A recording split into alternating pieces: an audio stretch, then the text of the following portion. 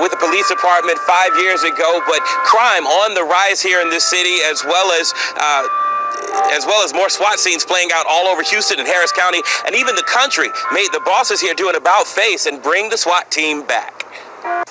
A humble police officer pulled this van over. As the officer got out of his unit, the van's driver got out too.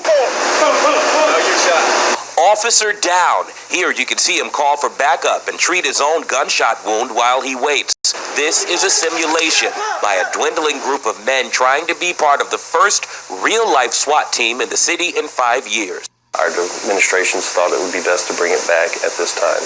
Humble Police spokesman Sergeant Mike Flint was part of the last SWAT team and is part of the group that will choose the new one. Anytime that we had something of that nature, we would have to rely on the Houston Police Department and most recently also Harris County Sheriff's Office. Like this scene at an apartment complex off of 1960 last year. Those lights you see? Houston Police. Sergeant Flint says crime goes where the people go, and as development has increased in the area in the last 5 years, crime has gone up, especially crimes against people like armed robberies and burglaries. He tells us the most common SWAT calls anywhere are domestic violence. When the officer shows up, they meet with that resistance, and that's what we want to try and de-escalate. Most people we asked about it while out and about in Humble today were glad or indifferent, but Paul Hester says he's on the fence.